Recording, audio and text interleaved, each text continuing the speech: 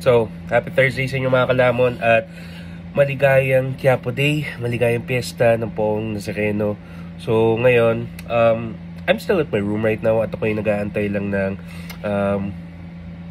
pag-book ng Grab. Pero, things are not looking great dahil kasi isang oras na ako nag-aantay. Pero nagsabi na rin naman ako na malilate ako.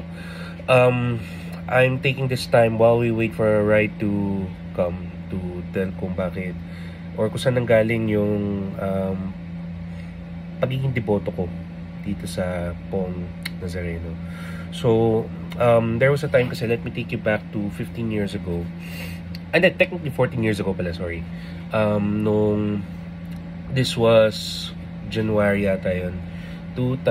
January to February of 2011. And at that time kasi, I was actually coming back from being reinstated dito sa Lasal.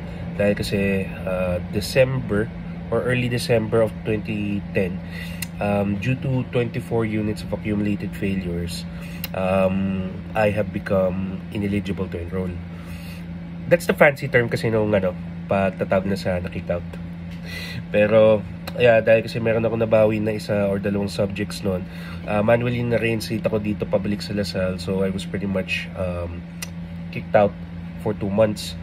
Ngayon, my morale was an all-time low. My anxieties or I was experiencing a lot of anxiety attacks. As in, siguro every time na may class ata ako noon, parang na-experience ako dati.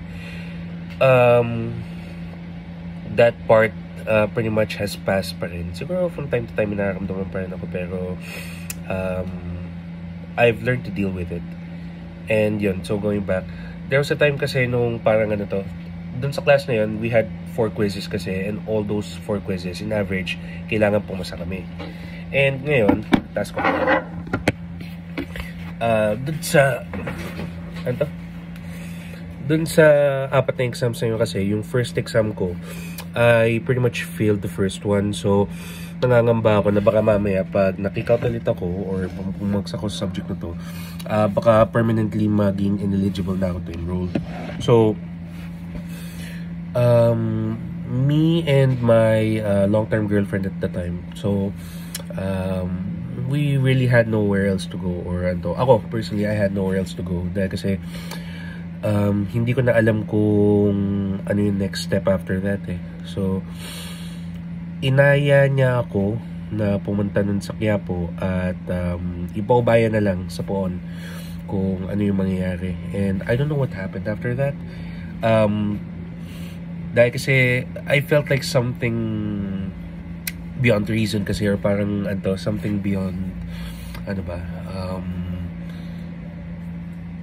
beyond reason talaga beyond reason nangyari. Dahil kasi pagkatapos noon, a few days later kasi, I had the second quiz. Tapos yung second quiz na yun kasi, interestingly enough, I pretty much had like an 80, 84, 82 na score noon.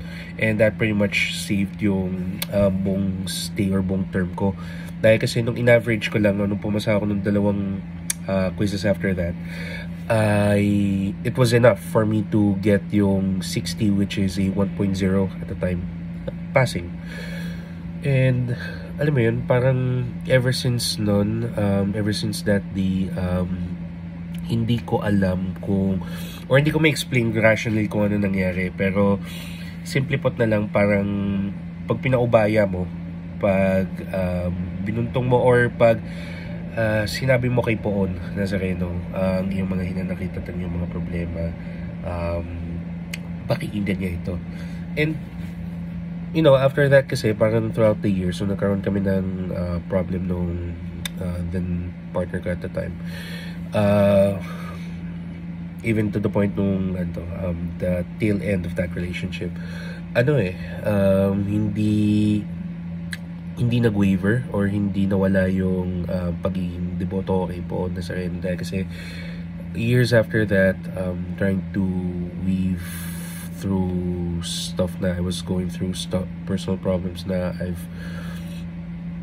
tried to overcome, ay pinaubaya ko din sa kanya. Kaya whenever I get to now, even more frequently, pag nakapunta ako kay Poong Nazareno, kay Padre, I do. Kaya dun sa mga kaibigan kong mga deboto din na pumunta sa translasyon, I hope everybody is staying safe, staying hydrated.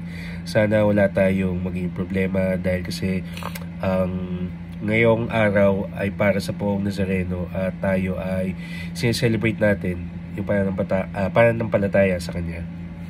So, looking back din, parang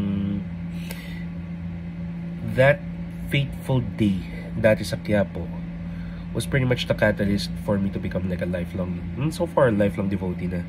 Kaya maraming salamat po Nazareno for everything you have done and you're doing. Viva Nuestro Padre Jesus Nazareno. Viva, viva.